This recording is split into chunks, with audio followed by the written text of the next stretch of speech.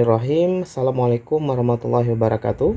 Balik lagi dengan AM Course. Kali ini kita akan membahas seleksi tingkat provinsi untuk soal KSM MTS. Oke. Nah, ini akan ada soal dari nomor 1 sampai nanti nomor 20 berapa tadi ya? Nomor 22 ya. Jadi ada 22 nomor. Ya, jadi mungkin akan sedikit panjang durasi videonya. Jadi buat kalian mungkin yang waktunya tidak panjang bisa nanti nonton setengah-setengah. Oke, jadi ini adalah seleksi tingkat provinsi tahun 2018 ya. Jadi sebelumnya kita udah membahas seleksi tingkat kabupaten tahun 2019. Nah, saya coba cari seleksi tingkat provinsi tahun 2019, saya tidak nemu soalnya. Jadi tidak ada di internet. Kalau kalian mungkin punya, itu boleh di Japri ya. Jadi mungkin nanti bisa kita bahas sama-sama. Oke. Jadi kita bahas yang tingkat provinsi tahun 2018 KSM MTS. Bismillahirrahmanirrahim. Nomor 1.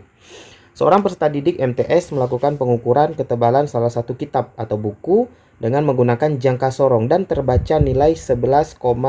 Jadi di sini ternyata nilai pembacaannya udah ada, teman-teman. Ya.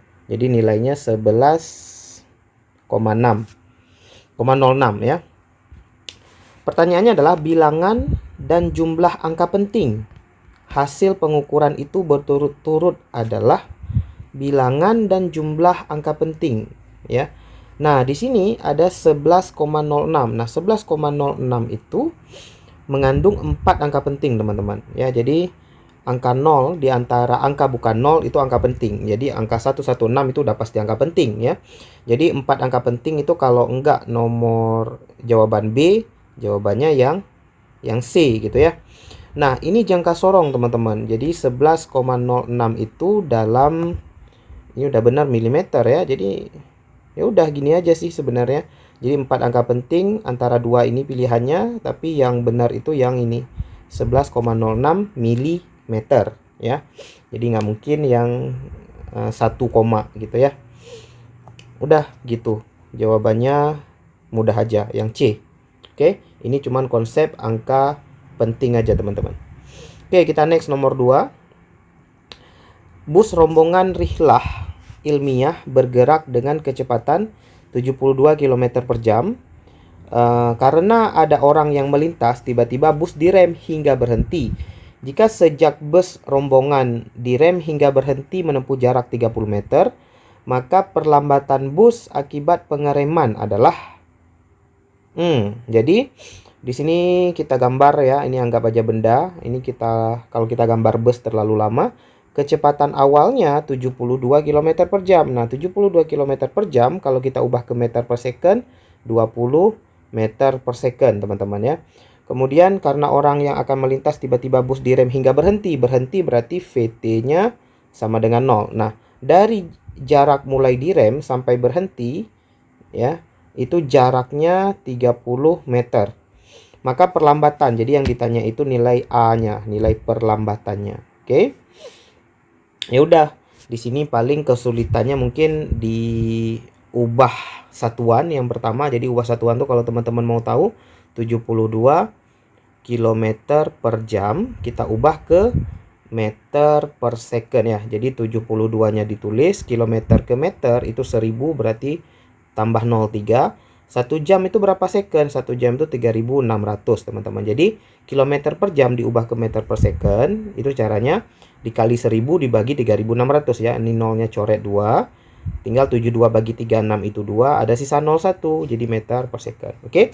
Kemudian yang lainnya nggak ada lagi yang kesulitan nih. Di sini hingga berhenti VT-nya 0. Jaraknya 30. Yang ditanya percepatan.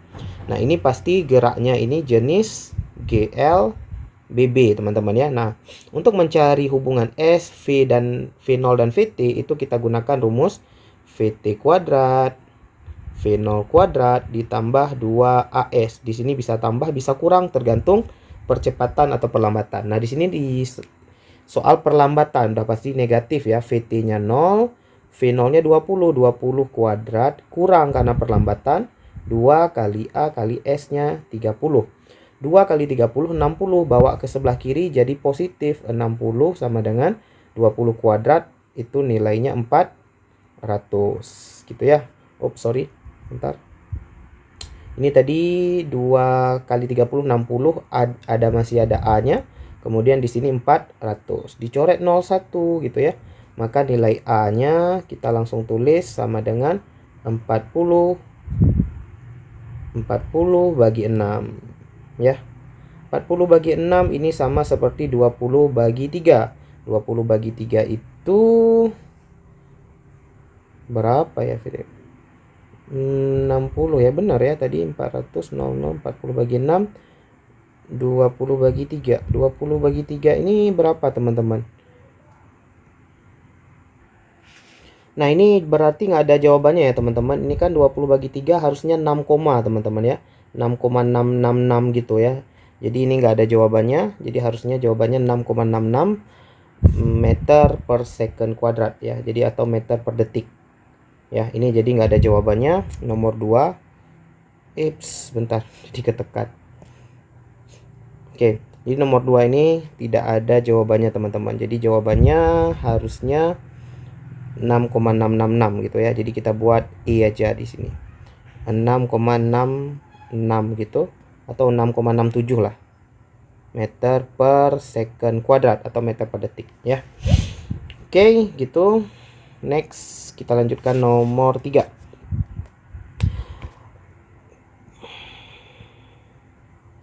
Penampung air sebuah madrasah berisi penuh gitu ya. Ini tadi nomor 2 teman-teman, kita tulis biar nanti nggak bingung. Nomor 2. Kemudian yang ini tadi nomor 1 nggak ada perlu yang dicari ya. Oke, nomor 3 sekarang. Oke. Penampung air di sebuah madrasah bersih penuh sebanyak 1 meter kubik digunakan untuk berwuduk. Berarti di sini ada volumenya 1 meter kubik. Digunakan untuk berwuduk. Jika ada 10 buah keran bersamaan digunakan oleh santri dengan debit air, debit ya berarti itu Q lambangnya 25 cm kubik per detik atau per second aja. Maka lama air dalam penampungan tersebut tersisa 1/4 bagian adalah oke, jadi kan airnya sebanyak 1 meter kubik ya. 1 meter kubik digunakan oleh santri untuk berwuduk dengan 10 buah keran. Jadi ada 10 buah keran bersamaan digunakan, jadi dibuka bersamaan oleh santri. Debitnya 25 cm kubik per detik. Oke. Nah ini bentar, ini belum jelas nih. Jika ada 10 buah keran bersamaan digunakan oleh santri dengan debit. Nah ini 25 cm kubik per detik. Apakah debit 1 keran atau debit 10 keran gitu ya. Jadi ini kurang jelas informasi soalnya.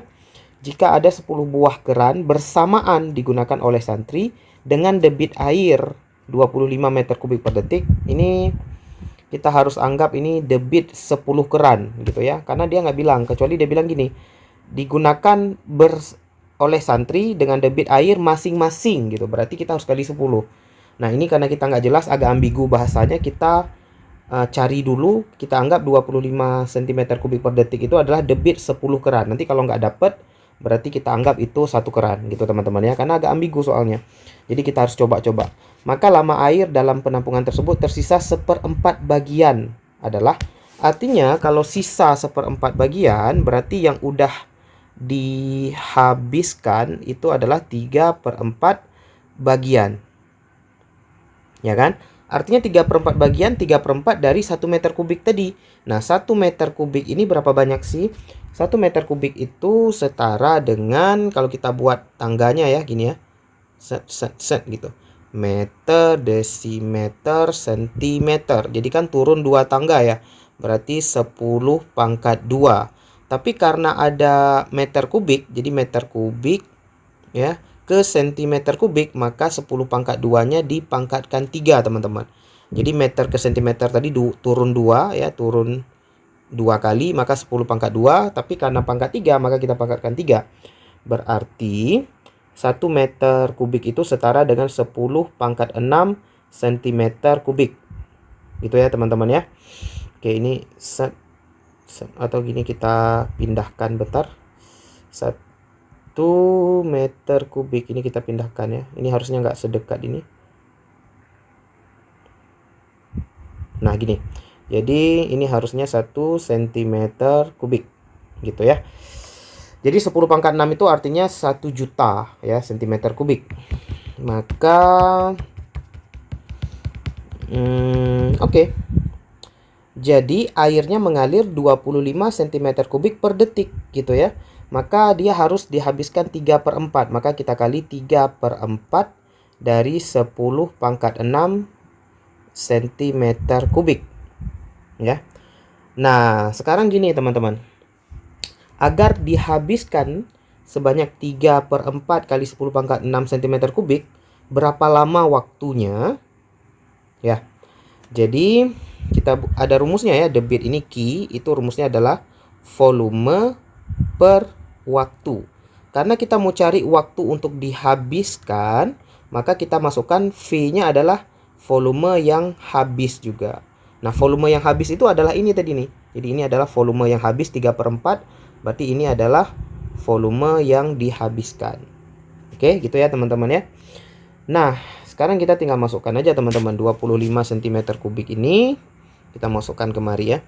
Jadi 25 cm kubik per second sama dengan ini tadi 3 kali 10 pangkat 6, berarti 3 kali 10 pangkat 6 ya, dibagi 4 gitu ya. Ini adalah volume yang habisnya ya, bentar. Ini berarti kita tulisnya gini teman-teman. V habisnya adalah 3 kali 10 pangkat 6 per 4 per lagi dengan T. Nah kita mau carinya T gitu ya. Berarti T sama dengan T-nya ke sebelah kiri ya. Berarti jadinya gini, 3 kali 10 pangkat 6 dibagi 4 dikali 25 gitu ya. Berarti sama dengan berapa? 3 kali 10 pangkat 6 per 4 kali 25 itu nilainya 100. 100 dengan 10 pangkat 6 gitu ya. Berarti 10 pangkat 6 kan nolnya 6 ya. Berarti sisanya gini, 3 kali 10 pangkat 4. Nah gitu. Jadi sekon nih. Nah 3 kali 10 pangkat 4 sekon itu artinya 300.000 sekon. Karena jawabannya dalam menit teman-teman, jawabannya dalam menit, maka kita bagi di sini ya, kita bagi dengan 60 biar dapat menit gitu. Nolnya dicoret, tinggal 3000 bagi 6 ya kan. 3000 bagi 6, berapa 3000 bagi 6? 30 dengan 6 kalau kita bagikan 5 ya kan. Berarti hasilnya 500 sekon. 500 menit. Nah ini teman-teman yang saya maksud tadi. Soalnya agak ambigu nih ya. Jadi 25 cm kubik per detik itu satu keran ya, atau udah dianggap 10 keran gitu. Nah yang kita cari ini tadi adalah, ini kita anggap karena bahasanya agak ambigu, 25 cm kubik ini kita anggap udah 10 keran. Makanya kita nggak kali-kali lagi. Tapi ternyata kalau 25 meter kubik per detik ini 10 keran, waktunya butuh 500 menit. Nggak ada jawabannya ya, yang ada 50 menit. Berarti kemungkinan besar ini dianggap satu keran. Maka 10 keran kita kali 10 di sini teman-teman. Nah karena kita kali 10, maka di sini juga dikali 10. Ya di Q-nya dikali 10, maka di sini ada 250. Maka di sini ada nolnya bertambah 1. Ya karena bertambah 1, di sini nolnya bertambah 1. Ya mudah-mudahan paham ya teman-teman, nggak perlu kita tulis lagi. Maka di sini pangkat 4-nya berubah menjadi pangkat 3. Maka jawabannya di sini nolnya dicoret lagi 1 ya, jadi 300 bagi 6 gitu ya. Jadi intinya nolnya dicoret 1 aja teman-teman. Nah, jadi jawabannya 50 menit gitu ya. Karena bahasanya agak ambigu tadi. Ya. Oke gitu. Intinya rumus yang digunakan adalah Q volume per waktu. Jadi debit volume per waktu. Gitu ya. Jadi karena bahasanya agak ambigu. Karena memang dalam mengerjakan soal kadang-kadang kita memang harus begitu teman-teman.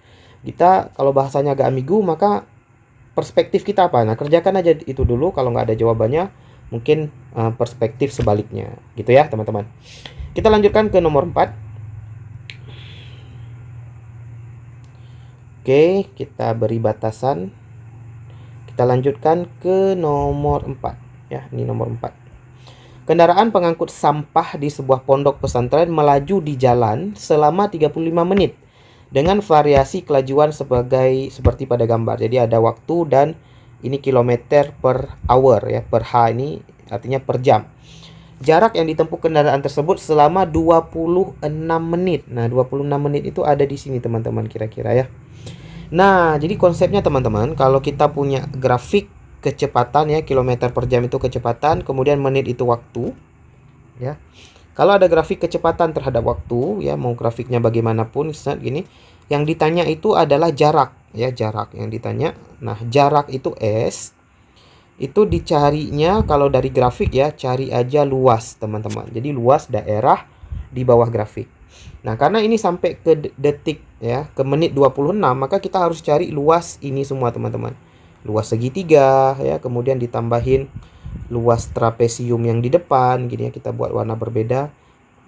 Luas trapesium, kemudian luas persegi panjang. Tapi di sini ada sedikit ininya, teman-teman, sedikit tantangannya.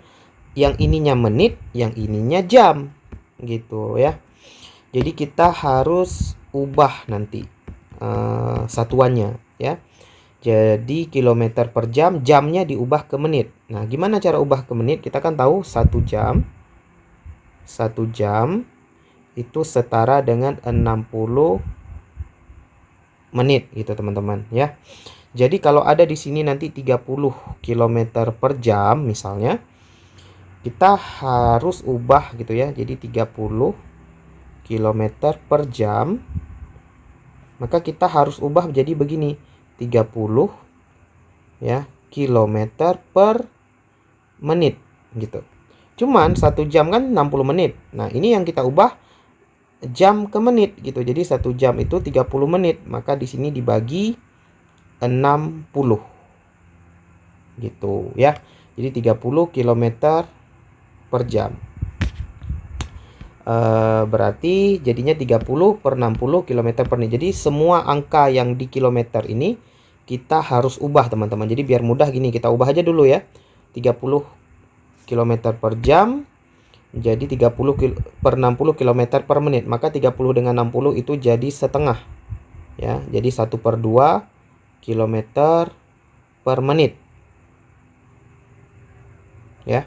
Kemudian ada satu lagi di sini 10 ya. Di sini tadi pengubahan yang 30, maka satu lagi di sini kita ubah yang 10 km per jam, maka hasilnya jadi 10 per 60 km per menit ya. 10 per 60 itu berapa? 1/6 km per menit gitu ya. Jadi 30 dan 10 ini udah kita ubah menjadi 1/6 dengan 1/2 dengan 1/6. Oke, sekarang untuk mencari jarak sampai menit ke-26 ya, kita cari jarak total sama dengan yang pertama luas segitiga, teman-teman. Nah, luas segitiga tentu rumusnya setengah kali alas kali tinggi ya kan. Jadi setengah alasnya dari sini ke sini ya, kita buat berwarna biar jelas. Arahnya itu dari sini ke sini, ini alasnya. Ini kok nggak ada waktunya di sini ya. Ini kalau nggak ada waktunya kita nggak bisa cari ini, teman-teman. Bentar, ini apakah kabur? Di sini 20-nya nggak jelas juga nih jaraknya di mana, teman-teman. Jadi soal ini kita nggak bisa cari, teman-teman ya. Kalau di sini ini waktunya nggak ada. Nah, di sini 20-nya pun nggak jelas apakah 20-nya itu pas di garis ini atau enggak gitu ya. Kalau 20, 26, 35 dan seterusnya. Jadi ini nggak bisa dicari, teman-teman, kalau nggak ada waktu yang pasti. Ya, gitu teman-teman. Jadi nggak bisa dicari nih. Ya saya nggak mau berandai-andai ini teman-teman. Jadi misalnya gini, kalau di sini nanti 15 gitu teman-teman ya, di sini 20-nya itu pas di sini gitu. Ini bisa dicari ya, atau mungkin di sini 10. Atau mungkin soal ini malah saya takutnya angkanya kabur ya. Jadi misalnya 20-nya harusnya di sininya 26 misalnya. Ya, di sininya 35. Jadi agak bergeser angkanya mungkin begitu teman-teman ya. Tapi kita nggak bisa cari ini kalau nggak ada angkanya. Tapi saya curiganya begini teman-teman. Curiganya angka yang ini bergeser teman-teman. Ya, jadi bergeser angkanya. Harusnya 20 itu di sini, 26 itu di sini gitu ya. 35-nya di sini. Nah, kalau begini mungkin bisa cari. Coba ya kita tes ya teman-teman. Mungkin ada jawabannya. Tapi intinya kalau ada soal begini nih salah nih, nggak bisa dicari. Ya, coba kita tes. Berarti alasnya itu dari sini kemari 20. Berarti kita kali setengah kali alasnya 20. Tingginya ini. Nah, tingginya ini adalah 30 tadi. Cuman 30-nya udah kita ubah menjadi setengah ya. Jadi dikali lagi setengah. Ini adalah luas segitiga. Nah, kita harus tambahkan lagi karena sampai detik 26. Detik 26-nya sekarang berarti di sini ya, teman-teman. Kita cukup luas segitiga dengan luas ini aja nih, trapesium. Ini kan bentuknya trapesium nih, teman-teman. Ini trapesium bentuknya. Ya, maka ditambahin lagi luas trapesium. Nah, luas trapesium berarti ditambahin. Nah, luas trapesium itu adalah jumlah sisi sejajar. Nah, sisi sejajarnya yang mana? Yang ini nih. Ini tambah ini ya. Jadi ini itu tadi setengah ya. Setengah ditambah yang ini tadi 1/6. 1/6 bagi 2 kali tinggi. Tingginya yang ini nih. Tingginya dari 20 ke 26 berarti 6. Ya. Oke, kita selesaikan aja ini matematikanya. Ini pun nggak tahu jawabannya ada apa nggak karena tadi nggak ada soalnya, nggak jelas gitu ya, nggak ada angkanya. Oke lah, nggak apa-apa. Yang penting teman-teman tahu cara carinya ya. Jadi cari jarak itu adalah cari luas daerah di bawah grafik. Udah. Setengah itu 1/4. 1/4 kali 20 itu 5. Ditambahkan ya. Di sini kalau kita cari 6 dengan 2, teman-teman bisa tuliskan 3 aja. Setengah tambah 1/6, ini kan samain penyebut ya teman-teman. Jadi samain penyebutnya 6, berarti 2 jadi 6 itu dikali 3. 3 tambah 1, ini jangan lupa dikaliin 3. Maka hasilnya sama dengan 5 ditambah 3 tambah 1 itu 4. 4, nah ini 3 dengan 6 masih bisa dicoret jadi 2 ya. Jadi 4 bagi 2 itu 2. Berarti 5 tambah 2 hasilnya 7 ya. 7 km. Nah, kebetulan ada jawabannya nih 7 km, teman-teman. Ya, mungkin aja ya, mungkin aja. Ini jaraknya tadi benarnya begini. Jadi 20, 26 ini agak bergeser ke kiri. Jadi salah gambarnya gitu ya. Oke lah, kita nggak tahu lah gimana. Yang penting kalau memang ditanyanya jarak, cari aja luas daerah di bawah grafik. Kalau segitiga cari luas segitiga, kalau dia persegi persegi, kalau trapesium pakai luas trapesium. Oke gitu teman-teman, kita jangan lama-lama, kita lanjutkan nomor 5. Oke, ketika jemaah haji melempar jumrah, maka lintasan yang paling tepat agar mengenai dinding jamarat adalah, oke, ini masalah lempar jumrah ya. Jadi ketika lempar jumrah itu bentar, ini malah yang ditanya ketika jemaah haji melempar jumrah, maka lintasan yang paling tepat agar mengenai dinding jamarat adalah, oke. Nah, ini sebenarnya saya juga kurang setuju dengan soalnya ya. Oke lah, dari tadi menurut saya ini soalnya kurang ini lega. Jadi lintasan yang ditanya ini lintasan yang ditanya. Tapi jawabannya di sini coba lihat percepatannya, tapi maksud soalnya begini teman-teman ya. Jadi kalau teman-teman kurang kurang konsentrasi membaca soal seperti ini mungkin jadi susah memahami ya. Jadi kan kalau kita lempar bendanya kan kalau dilemparnya bentuknya parabola kan jadi begini ya teman-teman ya. Jadi lempar jumrah itu kemungkinan dia bentuknya kan parabola ya. Nah, kenapa benda bisa parabola? Karena ada percepatan ke bawah ya, ada percepatan gravitasi. Makanya waktu benda kita lempar ke atas, dia turun lagi. Nah, maksud di soal ini ada percepatan di sini ya. Maksud soalnya adalah percepatan itu berlaku di sumbu Y ya. Memang benar kan, gravitasi itu adanya di sumbu Y gitu teman-teman ya. Ya udah. Jadi lintasan yang paling cocok ya agar mengenai dinding. Ini kan ada dindingnya teman-teman ya. Kalau begini ini nggak mungkin teman-teman. Ya karena dia nggak mungkin lurus begini, ada gravitasi ke bawah, ini nggak mungkin. Oke. eh jadi mungkinnya adalah A, B, dan C. Nah ini sebenarnya sangat tergantung dari di mana posisi orangnya teman-teman ya. Jadi ini mungkin juga C, mungkin B, tapi yang A ini agak tinggi ini ya. Ini enggak ya. Jadi kalau lempar jumroh itu, jadi dindingnya itu ada di suatu jarak dan seterusnya. Nah, kalau kita lihat yang B, ini dia di sininya datar, teman. Lihat ya, parabola ini harusnya melengkung, teman-teman. Jadi ini melengkung, ini juga melengkung. Jadi harusnya yang melengkung. Kalau ini agak lurus ya. Kalau yang B itu agak gini deh, teman-teman, lurus gini ya. Enggak, ini kan enggak lurus. Dia harusnya ini turun ke bawah, teman-teman. Jadi setelah puncak itu dia harusnya turun ke bawah. Kalau ini setelah puncak malah masih naik. Nggak mungkin teman-teman. Jadi parabola itu setelah puncak dia langsung turun. Jadi yang mungkin itu ini teman-teman, setelah puncak langsung turun. Ya. Jadi yang paling tepat itu adalah yang jawaban yang C. Oke, gitu. Kita lanjutkan soal nomor 6. Mobil sedan mengalami kerusakan ditarik oleh sebuah truk. Perhatikan ilustrasi. Jadi ini ada mobil sedan ditarik oleh truk. Ini malah mirip Lamborghini ini ya gambarnya. Sedang tidak sedan. Nah, ini juga tipu lagi-lagi teman-teman ya soalnya. Ini harusnya sedan bukan sedang ya. Jadi G-nya harusnya nggak ada. Oke, jadi katanya sedan tidak bergerak terhadap truk, tetapi bergerak terhadap traffic light. Traffic light ini tentu lampu merah ya. Ini lampu penunjuk lalu lintas ya. Hal ini disebabkan, jadi maksud soal ini adalah ini tentang gerak relatif, teman-teman.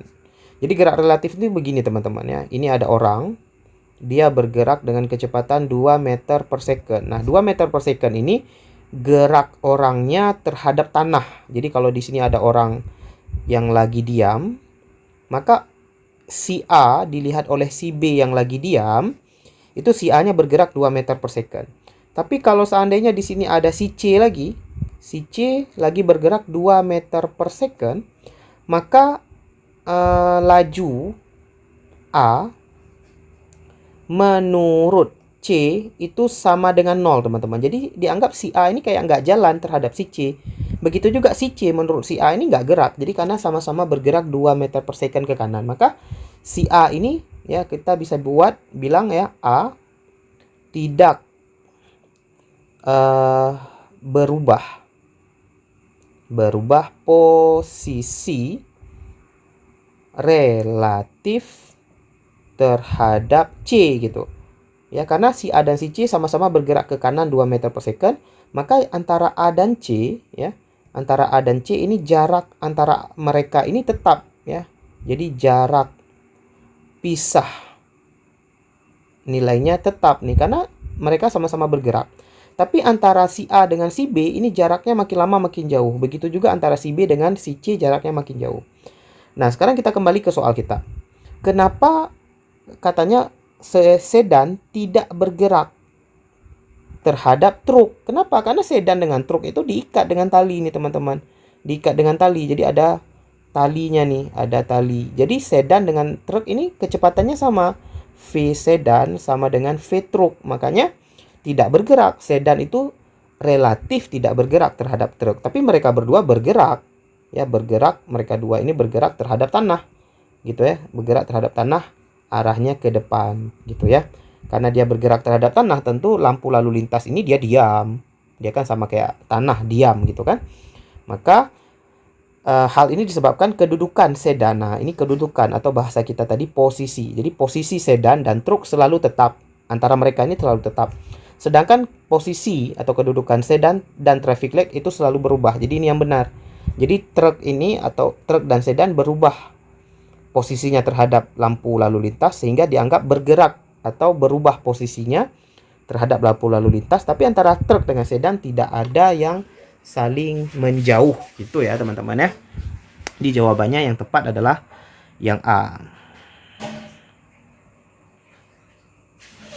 Oke, nomor 7. Allah Subhanahu wa taala dalam surah Yasin ayat 80 yaitu Tuhan yang menjadikan untukmu api dari kayu yang hijau, maka tiba-tiba kamu nyalakan api dari kayu itu.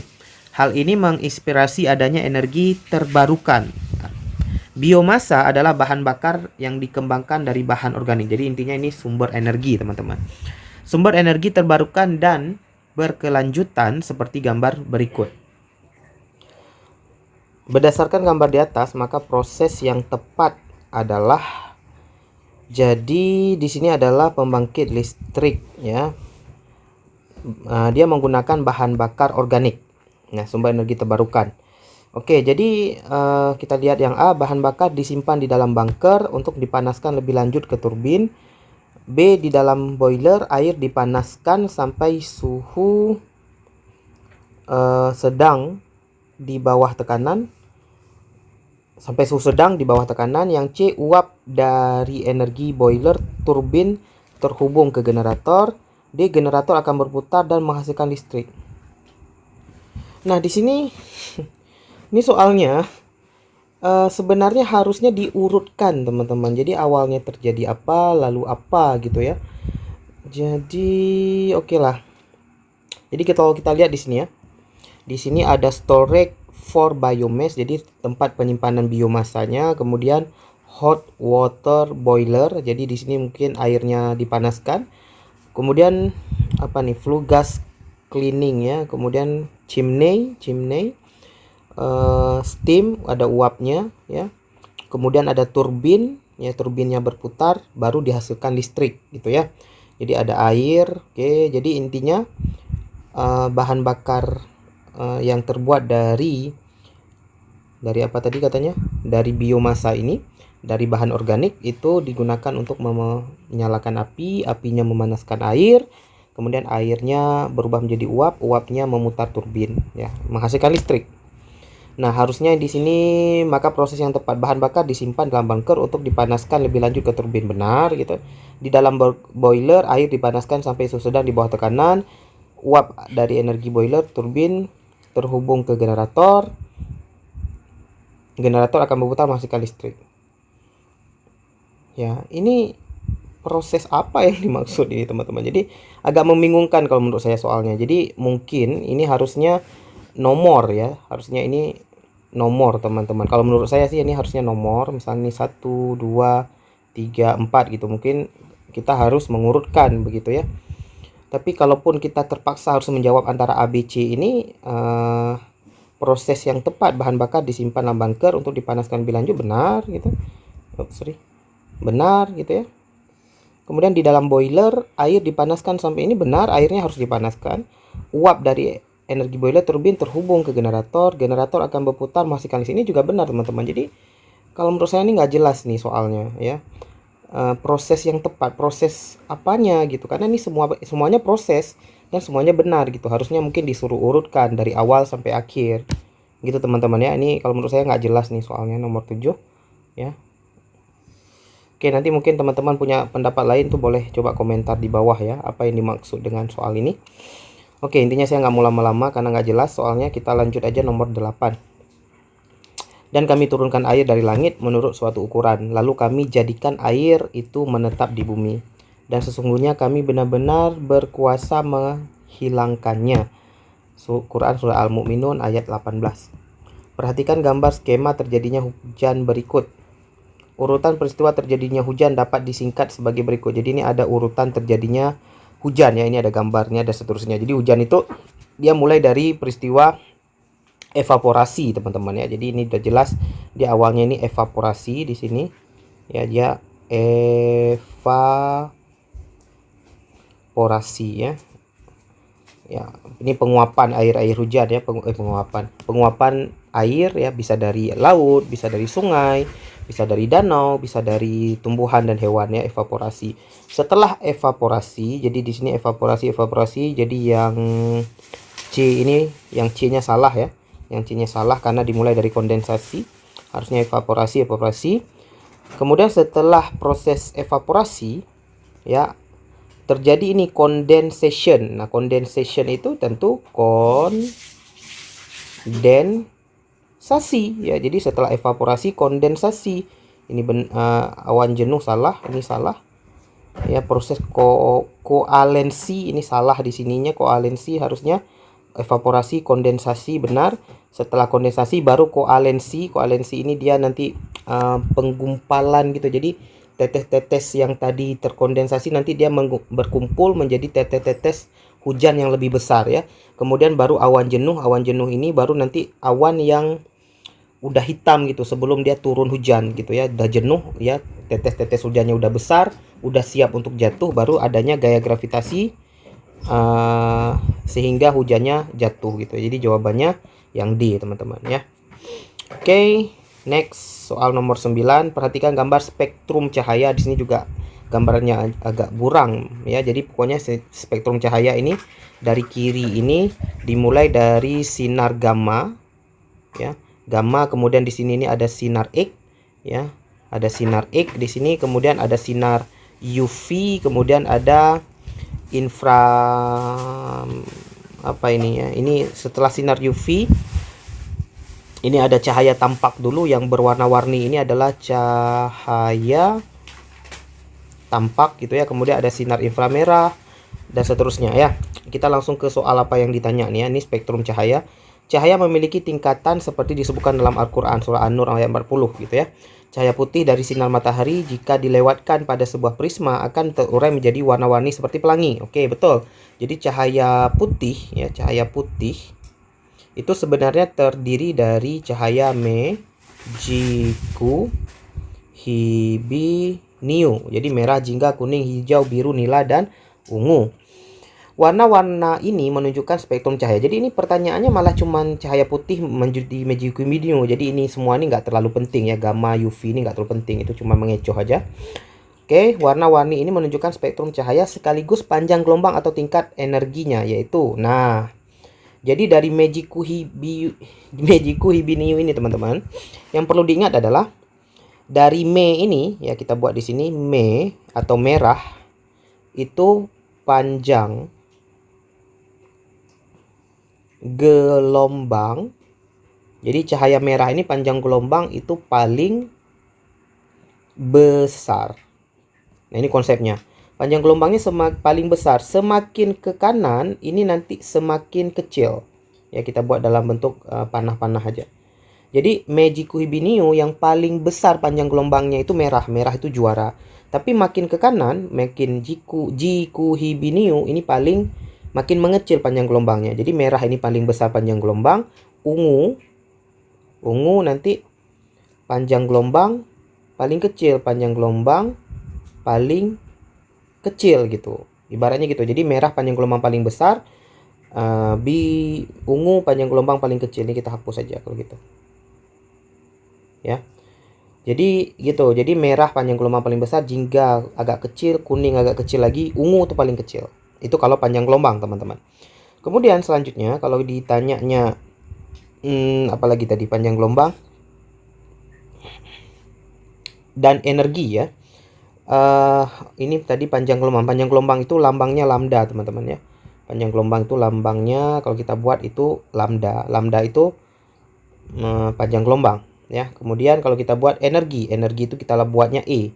Merah ini energi paling kecil ya. Yang paling besar energinya apa? Ungu berarti. Ungu energi paling ya, energinya paling besar. Artinya makin ke kanan Mejiku Hibiniu makin ke kanan, ini energinya makin besar, tapi makin ke kanan panjang gelombangnya makin kecil, teman-teman. Makanya api merah dengan api biru itu lebih panas api biru karena warna biru itu energinya lebih besar. Oke? Ya, kita lihat. Semakin ke arah warna merah panjang gelombang semakin besar. Benar. Gitu ya. Jadi kan merah panjang gelombang paling besar. Jadi semakin ke arah warna merah panjang gelombang semakin besar. Betul. Semakin ke arah warna merah energinya makin tinggi. Salah. Karena warna merah itu energinya malah makin kecil. Semakin ke arah merah energinya rendah. Ya, semakin ke arah warna merah energinya rendah. Semakin ke arah warna merah panjang gelombangnya berubah. Ini juga kurang tepat ya, kurang tepat. Jadi energi rendah ini juga sebenarnya secara umum sih benar, tapi secara bahasa ini salah ya. Jadi energi itu semakin tinggi. Semakin ke arah warna merah, energinya rendah. Harusnya energinya kecil ya, bukan rendah gitu ya. Karena level energi itu besar kecil, bukan tinggi rendah gitu ya. Tapi ini sebenarnya benar juga sih kalau secara bahasa ya. Cuman lebih tepat semakin ke arah warna merah, panjang gelombang semakin besar, nih udah benar gitu ya.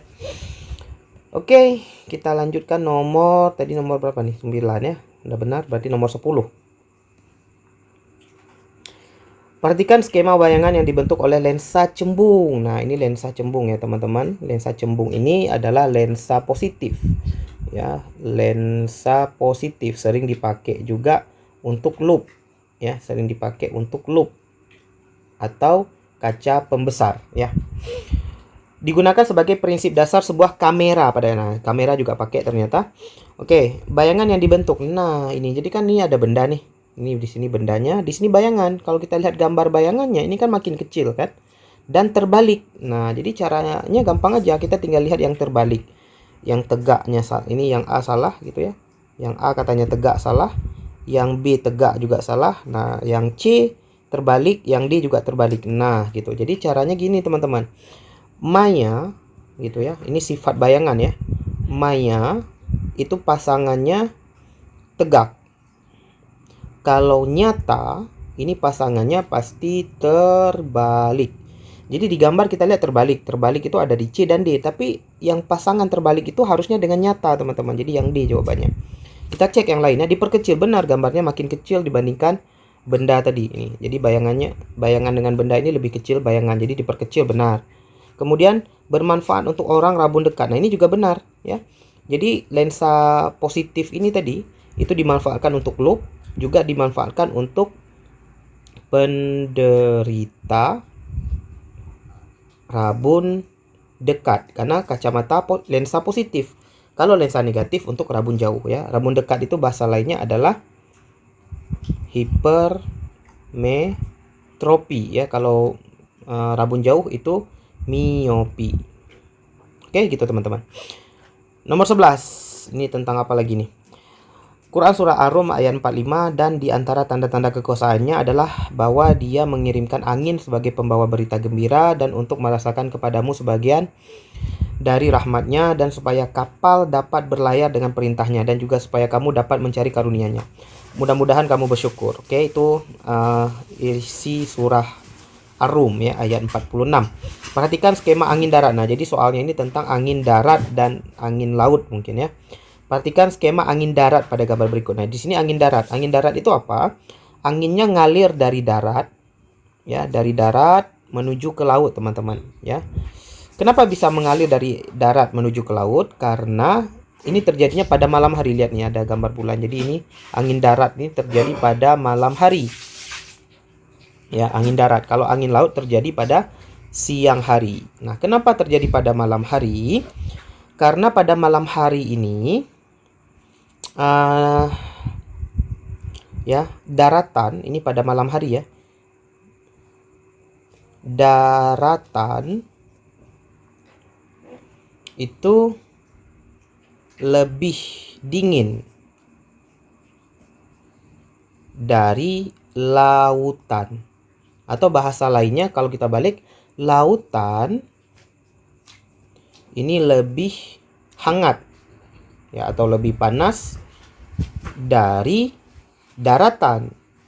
Nah, kita tahu teman-teman, kalau dia panas, udaranya nanti itu bukan udara sih, uap ya, udaranya akan naik ya. Kalau panas udaranya naik, kalau dingin udaranya turun.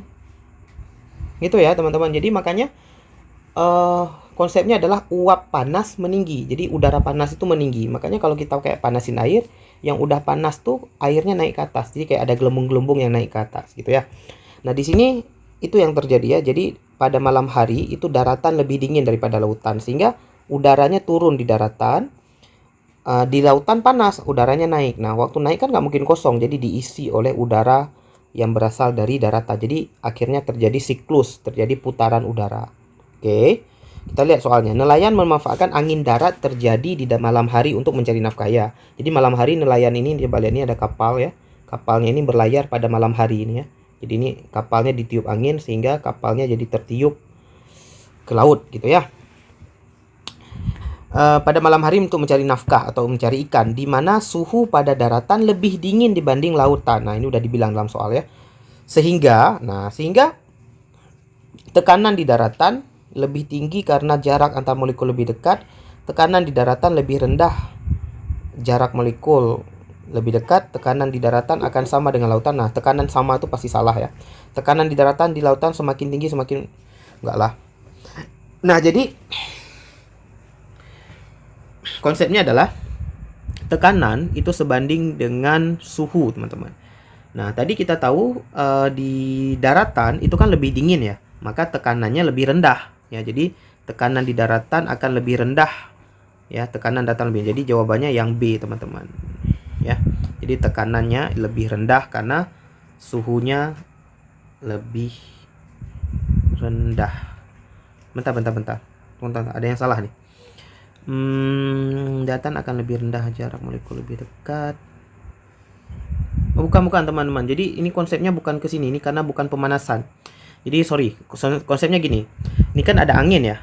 Jadi konsepnya angin itu bergerak ya dari tekanan tinggi. Nah, gini konsep yang benarnya. Tinggi ke tekanan rendah. Nah, gini. Jadi anginnya ini kan angin apa tadi? Angin darat gitu kan. Jadi anginnya dari darat ke laut. Maka jawabannya adalah tekanan di daratan lebih tinggi ya, karena anginnya mengalir dari darat ke laut. Jadi jawabannya yang A, teman-teman ya, bukan yang B. Oke, jadi angin itu bergerak dari tekanan tinggi ke tekanan rendah ya. Jadi kalau di daerah kalian lagi kena angin kencang, itu berarti daerah kalian itu daerah tekanan rendah. Oke, gitu. Next, nomor 12. Oke, Quran surah Az-Zariyat 51, surah 51 ayat 41. Dan juga pada kisah Ad ketika kami kirimkan kepada mereka angin yang membinasakan. Angin puting beliung biasa terjadi ini juga tipe ya, harusnya ini pada mungkin ya. Angin puting beliung biasa terjadi pada musim pancaroba di kala siang ataupun sore hari. Fase terjadinya puting beliung, beliaung ini juga tipe ya. Beliaung dengan ang tadi, mana tadi? Ini tadi tipe. Memiliki kaitan yang erat dengan fase tumbuh awal cumulonimbus. Ya benar ya. Jadi puting beliung itu ada kaitan erat dengan tumbuhnya awan cumulonimbus. Jadi kalau ada awan cumulonimbus ini biasanya tanda-tanda puting beliung ya. Berikut ini adalah fase-fase terjadinya puting beliung kecuali fase tumbuh benar, fase dewasa atau masak benar, fase punah, fase henti. Oke, jadi ini teman-teman. Oke, jadi teman-teman ini mudah aja kalau teman-teman tahu ya. Jadi fase puting beliung tuh ada 3 dia. Jadi pertama fase tumbuh ya, kemudian fase dewasa atau mulai masak, dan terakhir tuh fase punah. Jadi nggak ada fase henti teman-teman ya. Karena ditanya kecuali berarti jawabannya yang D teman-teman. Jadi puting beliung tuh tahu ya, yang angin begini-begini gitu ya. Jadi yang mutar-mutar begitu. Oke. Ini kalau kita bahas agak panjang teman-teman ya. Jadi mungkin teman-teman bisa baca sendiri nanti ketika tumbuh itu apa yang terjadi, ketika proses dewasa itu apa yang terjadi ya, dan seterusnya. Jadi agak panjang ceritanya ya. Mungkin teman-teman bisa baca sendiri aja biar lebih jelas nanti ya. Karena kita fokus ke bahas soal aja di sini. Pada akhir sebuah acara syukuran madrasah, seksi konsumsi kewalahan karena ada beberapa gelas menumpuk dan sulit dilepas. Nah, ini seperti pada gambar. Jadi sering ya terjadi, ini ada 2 gelas A dan B, ini kayak lengket gitu ya. Untuk memisahkan atau melepas gelas-gelas yang menempel itu dapat dilakukan dengan cara merendam gelas kaca dalam air panas. Kemudian tuang air dingin pada gelas B. Jadi gelas A ini dipanaskan, gelas B-nya itu didinginkan ya. Jadi yang A itu dimasukkan air panas, yang B dimasukkan air dingin. Makanya berarti dianggap di A dipanaskan, si B didinginkan kan gitu ya. Hal ini maksudnya apa gitu. Nah, konsep fisikanya gini teman-teman. Dipanaskan ini akan memuai. Memuai itu apa? Bertambah ukuran. Ya, jadi bertambah ukurannya. ukuran. Ya, ukurannya volume ya tentunya. Didinginkan ini akan menyusut. Menyusut ini tentu berkurang. Ya, berkurang ukurannya. Jadi maksudnya apa? Biar mudah lepas. Jadi ukuran gitu ya. Jadi biar mudah lepas maka si A harus membesar, si B mengecil gitu ya. Jadi dimasukkan si B makanya didinginkan, si A dipanaskan gitu ya udah. Gelas B mengalami pemuaian, enggak, yang memuai itu benda A. Gelas ini salah. Gelas A dan B mengalami pemuaian, salah. Gelas A mengalami pemuaian sedangkan gelas B sedikit menyusut sehingga gelas akan mudah terlepas, benar. Gelas A dan B tidak mengalami pemuaian, salah ya. Jadi itu konsepnya teman-teman. Benda dipanaskan akan memuai, benda yang didinginkan akan menyusut. Oke. Oke, kita lanjutkan soal nomor 14.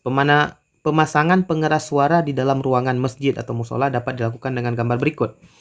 Kita harus meneliti gambarnya. Ah, ini dia. Jadi di sini ada mikrofon. Nah, ini ya, ada apa namanya nih? Pengeras suaranya.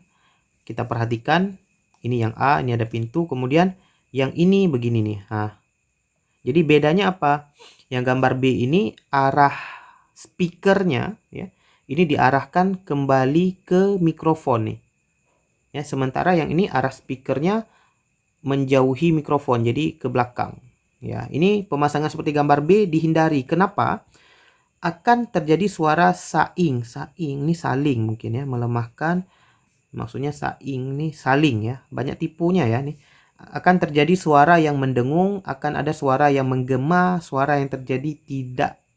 Nah, jadi gini teman-teman, mungkin teman-teman pernah melihat ya acara di TV gitu, tiba-tiba nelpon orang di rumah.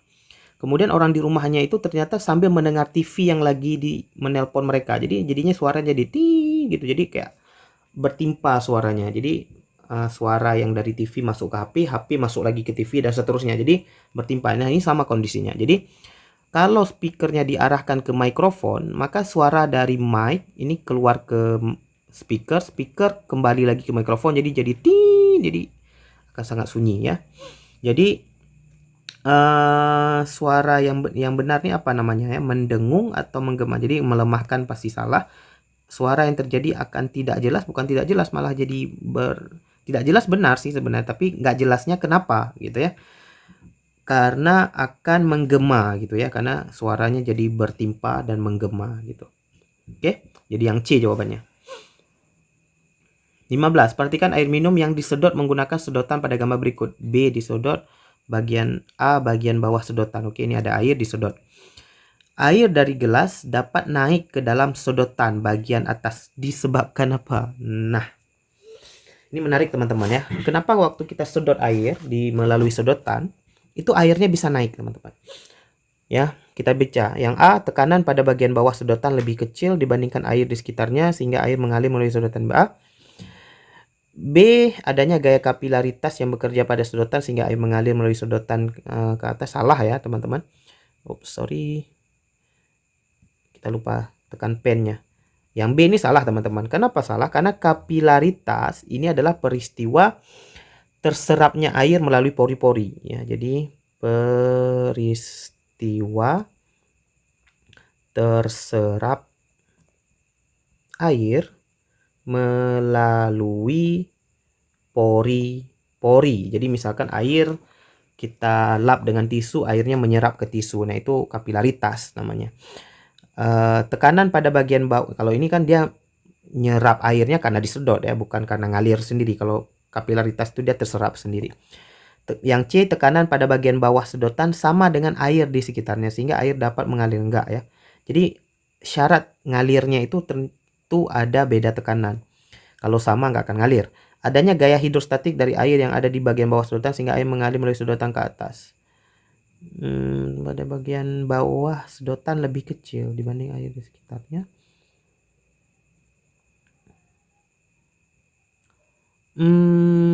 Oke. Jadi ini salah yang D ya, yang benarnya yang A gitu. Nah, kenapa begitu? Nah, ingat teman-teman, tadi konsep angin tadi. Jadi angin itu kan udara teman-teman ya. Udara dengan air itu sama teman-teman, disebut dalam fisika itu fluida. Jadi fluida ini adalah kalau kita definisikan adalah zat alir. Ya, bukan zat cair tapi zat alir. Zat alir. Jadi fluida ini zat alir, apakah itu udara atau air. Nah, udara atau air ini dia akan mengalir dari tekanan kita buat P aja, tekanan besar menuju ke tekanan yang kecil. Jadi A ini tekanan bagian bawah A ini kecil. Ya, sehingga airnya masuk. Jadi ketika si B tadi disedot, maka udara yang ada dalam sedotan kan kesedot. Karena udaranya kesedot, maka di sini jadi vakum. Jadi kosong ya, kosong, udaranya nggak ada, kosong. Vakum atau ruang hampa, maka tekanannya kecil. Karena tekanan kecil, maka airnya akan ngalir ke atas. Gitu ya. Jadi karena udaranya disedot, tekanannya mengecil. Karena tekanan mengecil, maka airnya jadi ngalir. Gitu ibaratnya. Oke, sama seperti kita tarik nafas juga. Waktu kita tarik nafas tuh, udaranya masuk ke dalam paru-paru kita ya. Jadi dari luar masuk ke dalam. Kenapa? Karena kita memperkecil tekanan yang ada di dalam paru-paru kita, maka udaranya masuk ke dalam. Ya, udara atau air mengalir dari tekanan tinggi ke tekanan rendah. 16.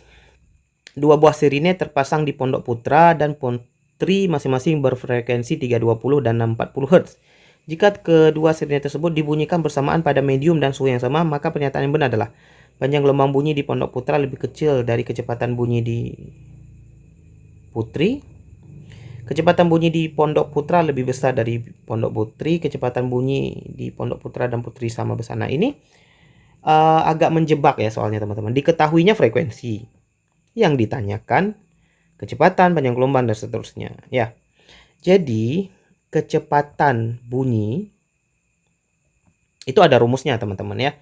Cuman untuk level MTS tidak diajarkan rumus. Jadi kecepatan bunyi di udara itu bergantung dari suhu ya, dan medium tentu ya. Nah, di sini mediumnya dua-dua udara ya. Jadi dalam soal katanya suhunya sama, mediumnya juga sama, maka kecepatan bunyi itu ya sama aja mau di pondok putra atau di pondok putri. Jadi nggak ngaruh ke frekuensi ya, di pondok putri sama besar. Jadi yang C. Jadi frekuensi itu nggak ngaruh ke kecepatannya. Jadi kecepatan itu yang mempengaruhi siapa? Suhu dan medium. Gitu ya. Nah, ini juga sering ditanya ya teman-teman ya. Jadi nanti kecepatan bunyi itu berbeda di setiap medium. Kalau ini di udara berarti sama. Jadi kecepatan bunyi itu paling besar di zat yang padat. Di zat padat ini paling besar kecepatannya. Di zat padat ini paling besar. Kemudian yang kedua paling besar itu kecepatan bunyi di zat cair. Ini sering ditanya teman-teman ya, jadi diingat. Kemudian yang paling lebih besar lagi, yang paling kecil itu adalah kecepatan bunyi di zat gas atau di udara gitu ya. Udara gitu. Jadi kecepatan bunyi itu makin padat mediumnya, itu makin cepat. Jadi zat padat itu paling padat, maka kecepatannya paling besar. Zat cair itu lebih renggang dari zat padat, maka kecepatannya nomor 2. Udara itu paling renggang mediumnya, maka kecepatannya paling kecil. Oke, gitu teman-teman. Oke, nomor 17. Perhatikan gambar penyebab pemanasan global berikut. Jadi pemanasan global berikut ini adalah beberapa faktor yang menyebabkan terjadinya pemanasan global ya. Jadi kita nggak perlu lihat gambarnya dulu, kita baca dulu soalnya. Mungkin gambarnya nggak perlu kita analisis. Emisi CO2 yang berasal dari pemanasan bahan bakar fosil ini betul ya. Jadi pemanasan global itu karena CO2 yang berasal dari bahan bakar fosil atau gasolin ya. Gasolin ini bensin gitu ya, dan seterusnya. Penerbangan liar yang disertai dengan pembakaran lahan hutan. Penebangan liar disertai dengan pembakaran, betul ya. Pembakaran itu meningkatkan CO2. Penggunaan klorofluorida, CFC benar ya. CFC ini digunakan di alat-alat semprot ini seperti minyak wangi ya, penyemprot kalengan itu dia juga benar. Meningkatnya penggunaan pupuk kandang dalam pertanian. Penggunaan pupuk kandang dalam pertanian enggak ya teman-teman, enggak ngaruh ke pemanasan global ya. Oke. Gitu teman-teman. Jadi kalau kita lihat gambar juga ini udah ada nih pengundungan hutan, CFC, minyak dan bensin. Nah, jadi ini kita bisa lihat dari gambar juga boleh ya. kalau teman-teman nggak hafal apa aja yang menyebabkan pemanasan global. Oke, sedikit lagi teman-teman, semangat. Nomor 18, perhatikan lintasan cahaya dari medium N1 menuju medium N2 berikut. Nah, di sini ada N1, ada N2 ya teman-teman. N1-nya di atas, N2-nya di atas, N1-nya di bawah ya. Pernyataan yang benar untuk peristiwa tersebut adalah pembiasan sempurna dari mana sinar masuk dari medium kurang rapat ke medium lebih rapat. Oke, ini ternyata konsepnya ini yang ditanya ke kita adalah pemantulan sempurna, teman-teman. Jadi ada dalam fisika tuh namanya konsep pemantulan sempurna. Nggak ada pembiasan sempurna, teman-teman. Jadi yang A pembiasan sempurna, yang B pembiasan sempurna, ini salah, nggak perlu dibaca lagi. Yang ada itu konsep pemantulan sempurna. Nah, pemantulan sempurna ini itu terjadinya ya, terjadi saat cahaya datang dari medium rapat ke medium renggang. Ya, renggang ini bahasa lainnya adalah medium yang kurang rapat, gitu juga boleh ya, ke medium renggang. Ya, atau yang kurang rapat gitu ya. Jadi pemantulan sempurna terjadi ketika cahaya datang dari medium rapat ke medium yang kurang rapat. Kita baca. C. Pemantulan sempurna di mana sudut datang lebih besar dari sudut batas. Oke. Pemantulan sempurna di mana sinar datang dari medium kurang rapat ke medium lebih rapat. Ini salah. Harusnya dari rapat ke kurang rapat ya. Jadi pemantulan sempurna ini terjadi saat cahaya datang dari medium rapat ke medium yang kurang rapat atau ke medium renggang, dan terjadi saat ya sudut datang, ini syarat keduanya ya, terjadi saat sudut datang ini lebih kecil, lebih besar, bukan lebih kecil, saya gambarnya lebih besar tapi bilangnya lebih kecil, lebih besar dari sudut kritis ya. Bahasa lain sudut kritis adalah sudut batas ya. Jadi jawabannya yang C, teman-teman. Pemantulan sempurna di mana sudut datang lebih besar dari sudut batas atau sudut kritis. Gitu ya. Ini konsep pemantulan sempurna. Jadi mudah aja kalau teman-teman udah pernah belajar ya. 19. Perhatikan skema pelangi berikut Meiji Kuhibinyu ya, sama seperti tadi ya. Ketika cahaya putih matahari didispersikan oleh tetesan air hujan, cahaya mempunyai didispersi ini, tahu teman-teman ya, didispersi ini artinya diuraikan bahasanya. Diuraikan. Jadi cahaya putih matahari diuraikan oleh tetes air hujan. Cahaya yang mempunyai panjang gelombang lebih besar. Nah, yang lebih besar yang mana? Merah tadi teman-teman. Merah ini panjang gelombang paling besar ya. Ungu yang paling kecil. Tadi ya, ingat yang tadi Meiji Kuhibinyu, merah panjang gelombang paling besar, ungu panjang gelombang paling kecil. Oke, cahaya yang mempunyai panjang gelombang paling besar dibelokkan lebih sedikit, sedangkan cahaya yang mempunyai panjang gelombang lebih kecil dibelokkan lebih jauh ya. Maka cahaya berwarna merah akan dibelokkan paling sedikit karena panjang gelombang paling panjang. Oke, jadi cahaya mempunyai panjang gelombang paling besar dibelokkan lebih sedikit, berarti merah ya. Berarti ditanya cahaya merah akan dibelokkan paling sedikit karena panjang gelombang paling panjang. Jadi A jawabannya, nggak perlu baca yang lain ya. Tapi coba kita tes. Dibelokkan paling jauh enggak? Tidak dibelokkan enggak juga, tidak. Oke, salah. Jadi konsepnya kalau kita tahu merah itu panjang gelombang paling besar, kemudian dalam soal udah dibilang nih panjang gelombang besar ya, panjang gelombangnya besar dibelokkannya sedikit. Maka merah, pertanyaannya cahaya merah akan dibelokkan paling sedikit karena panjang gelombang paling panjang gitu ya. Oke, simple aja. Nah, ini kok ada angin lagi. Oh, ini angin laut sekarang, teman-teman. Terbalik dengan yang tadi. Oke, angin laut sekarang. Sama soalnya, bla bla bla, dalam surah saat gitu ya. Kita langsung ke soalnya, angin laut ya. Angin laut ini coba lihat, kapalnya jadi pulang nih, kapalnya pulang nih. Angin laut menyebabkan kapalnya lagi perjalanan pulang.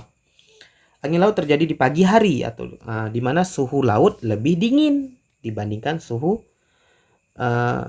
laut lebih dingin dibandingkan, nah ini juga tipu nih, di mana suhu laut lebih dingin dibanding di darat. Ini harusnya kata-katanya diganti di darat ya, nggak mungkin suhu laut lebih dingin dibanding di laut lagi ya, itu salah ketik. Sebab apa? Sifat laut lambat menerima panas serta lambat melepasnya sehingga lautan memiliki tekanan rendah. Sifat laut cepat menerima panas. Oke. Ini sifatnya begini teman-teman ya. Laut konsepnya ya. Laut dengan daratan gitu ya. Laut ini kan dia terdiri dari air ya. Air itu ketika kena sinar matahari dia banyak yang dipantulkan juga. Sementara daratan ini dia lebih kelam ya. Daratan ini kalau kita buat warnanya ini lebih gelap lah kita bilang. Dibandingkan dengan air. Air itu dia lebih cerah, lebih terang gitu ya. Lebih memantulkan sinar. Karena dia lebih gelap, maka ketika matahari muncul. Nah coba lihat nih dalam gambar mataharinya muncul. Oke, nggak ada pula warna kuning ya. Udah. Kita ini pokoknya mataharinya ini bersinar gitu ya, mataharinya muncul, maka daratan itu warna gelap. Karena warna gelap maka dia lebih cepat panas gitu. Sebaliknya daratan ini dia lambat panasnya, sehingga ketika pagi hari ya, pagi hari kalau kita buat lautan lebih dingin dari daratan, karena daratan itu lebih cepat panas ketika kena matahari. Lautannya juga makin panas, cuman nggak secepat memanasnya daratan gitu ya. Jadi kita lihat di sini sebab terjadinya ini karena lautan lambat menerima panas serta lambat melepas sehingga lautan memiliki tekanan rendah gitu. Ininya benar sih teman-teman ya, tapi dia bukan memiliki tekanan rendah. Dia malah memiliki tekanan tinggi. Ingat tadi ini anginnya dari laut ke darat, berarti di laut ini tekanan tinggi, di darat tekanannya rendah. Ya, ingat tadi konsepnya angin mengalir dari tekanan tinggi ke tekanan rendah. Jadi di sini salah di tekanannya. Kalau yang sifat laut lambat menerima panas ini benar yang A ya. Tapi sehingga laut memiliki tekanan rendah ini salah. Yang B sifat laut cepat menerima panas ini salah. Yang C sifat laut lambat menerima panas serta cepat melepas salah juga. Dia kalau lambat menerima, lambat melepas. Cepat menerima, cepat melepas, itu konsepnya. Sifat laut lambat menerima panas serta lambat melepas, benar, sehingga laut memiliki tekanan tinggi, ini benar. Jadi jawabannya yang D. Oke, gitu teman-teman. Oke, 21. Jika dia kehendaki, dia akan menenangkan angin. Maka jadilah kapal-kapal itu terhenti di permukaan laut. Sesungguhnya pada yang demikian itu terdapat tanda-tanda kekuasaannya. Berdasarkan perkembangan teknologi diciptakan kapal selam. Perhatikan gambar kapal selam. Oke. Kapal selam dapat terapung dan tenggelam di air. Ketika terapung, massa jenis total kapal selam lebih kecil dari air laut. Dan sewaktu tenggelam, massa jenis total kapal selam sama dari air laut. Sewaktu tenggelam, massa jenis total kapal selam lebih besar dari laut. Oke. Jadi konsepnya gini ya teman-teman, kapal selam itu sebenarnya ada rongga udara di dalamnya. Jadi orangnya itu tinggal di dalam ini. Jadi di sini ada rongga udara. Ya, ini adalah rongga udara. Jadi ketika dia nanti muncul ke permukaan gitu ya, ini permukaan gitu. Nah di sini di dalam rongga ini diisi air teman-teman. Makanya dia muncul ke permukaan. Ya, orang-orangnya bisa naik ke atas. Tapi begitu dia ingin masuk ke air, maka di sini nih disedot airnya. Jadi airnya disedot sehingga airnya mengisi sebagian besar rongganya. Ya, karena mengisi sebagian besar rongganya makanya dia tenggelam masuk ke dalam. Nah, tapi waktu ini terjadi, kalau dia ngapung ini tadi muncul ke permukaan, massa jenis kapal ini lebih kecil daripada massa jenis air. Makanya dia ngapung. Syarat mengapung itu massa jenis harus lebih kecil. Tapi waktu dia masuk ke dalam air, ini massa jenis kapal. Ini konsepnya sama dengan massa jenis air. Makanya dia masuk. Tapi nggak sampai dia lebih besar, karena kalau dia lebih besar nanti kapalnya itu tenggelam sampai ke dasar. Ini maksudnya tenggelam dalam soal ini adalah dia masuk ke dalam air tapi nggak sampai tenggelam ke dasar. Dia kan kalau kapal ini nggak sampai ke dasar lautan ya. Kalau sampai ke dasar lautan dia nanti nggak bisa jalan. Dia kan ini harus bergerak, jadi nggak mungkin sampai ke dasar gitu. Jadi kita cari waktu tenggelam, masa jenis total kapal selam sama dari air. Nah ini jawabannya yang A. Kalau yang B, sewaktu kapal tenggelam masa jenis total kapal lebih besar, salah. Sewaktu tenggelam masa jenis total kapal selam lebih kecil, enggak. Sewaktu tenggelam masa jenis total kapal selam berbeda, enggak. Berbeda dari air. Ya berbeda lah. Oh enggak lah. Kan sama tadi ya, nggak boleh berbeda. Nah jadi ini juga membuktikan teman-teman, ya kalau misalnya dibilang enggak, yang tenggelam itu berarti kapal selamnya, masa jenis kapal selam, masa jenis kapal itu harus lebih besar dari masa jenis air. Kalau kita bilang gini ya, berarti suatu kapal masa jenis total kapal, jadi yang B benar teman-teman. Kalau kita bilang masa jenis kapal harus lebih besar dari air saat kapalnya tenggelam, maka sewaktu kapal tenggelam masa jenis total kapal selam lebih besar. Yang B benar. Yang D juga harus benar kalau begitu.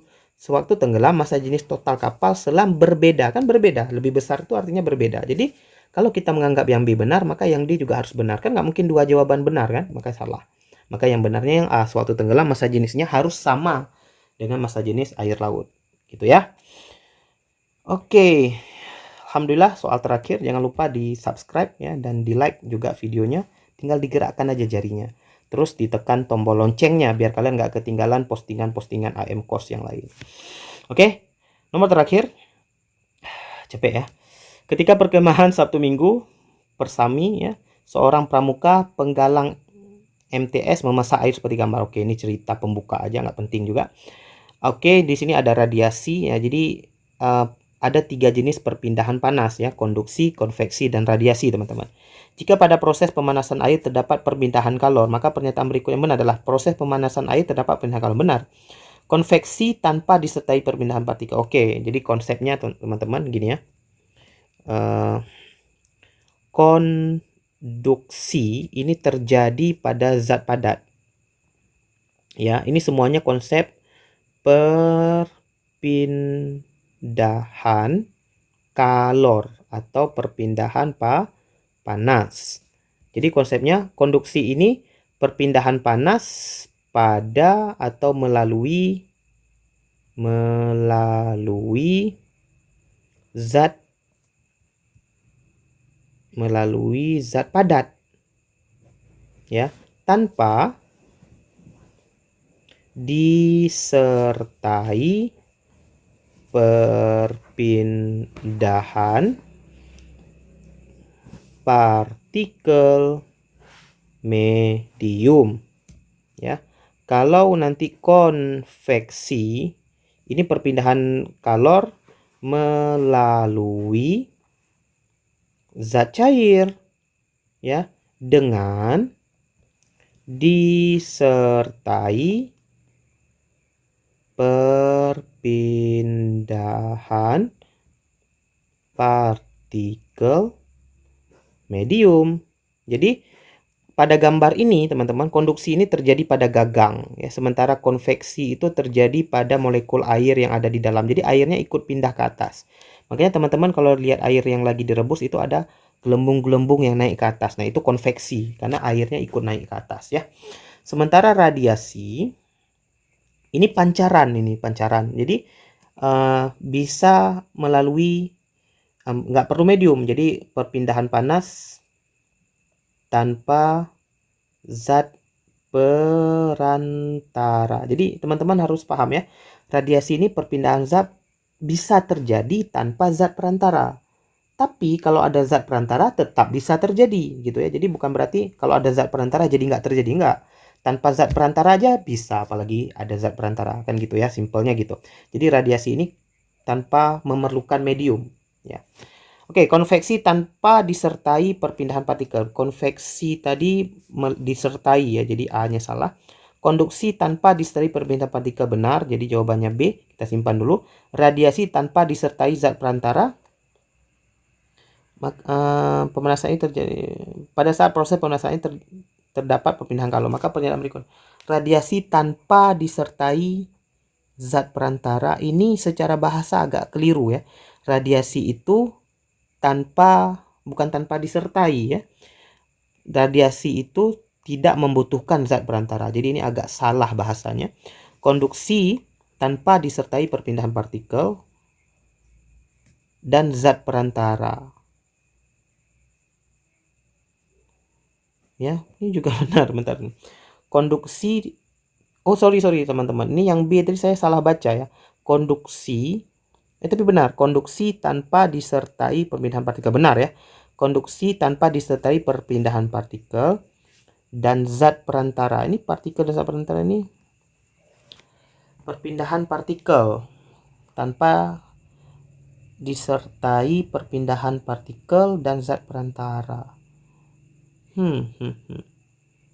Ini di sini dia membedakan partikel dengan zat perantara. Jadi sebenarnya sama aja sih. Kita baca dulu soalnya baik-baik ya. Jika pada proses pemanasan air terdapat perpindahan kalor, maka pernyataan berikut yang benar adalah Ya, ini yang B dan D ini sama-sama benar nih sebenarnya ya. Konduksi tanpa cobaan kita lihat yang mana yang lebih benar ya. Konduksi tanpa disertai perpindahan partikel. Oke, mungkin ini maksudnya gini. Tapi nggak jelas partikel apa gitu ya. Tapi ini sama juga sih, konduksi tanpa disertai perpindahan partikel dan zat perantara. Ya udahlah, kita ambil win-win solution ya. Berarti kita ambil jawabannya yang D karena yang lebih lengkap ya, ada zat perantaranya. Oke, gitu teman-teman. Mungkin ada pendapat lain, silahkan komen di bawah ya. Jadi ini beberapa soal tadi memang agak ambigu dan beberapa soal lain juga ada yang nggak ada jawaban tadi ya. Oke teman-teman, mungkin ada teman-teman mau melihat, mungkin ada yang keliru dari pembahasan tadi, mungkin bisa saling diskusi ya, karena kita sama-sama belajar di sini. Jadi boleh ya saling mengoreksi lah kalau ada kesilapan. Oke, semoga bermanfaat teman-teman. Kalau ada kesilapan saya mohon maaf. Kalau ada yang baik itu datangnya dari Allah. Kalau dari kesalahan itu datangnya dari kesilapan dan kebodohan saya. Jangan lupa di like dan di share ke teman-teman yang lain kalau teman-teman rasa postingan ini bermanfaat ya untuk mendukung channel ini berkembang. Jangan lupa di subscribe. Oke, kita akhiri. Alhamdulillahirrahmanirrahim. Assalamualaikum warahmatullahi wabarakatuh.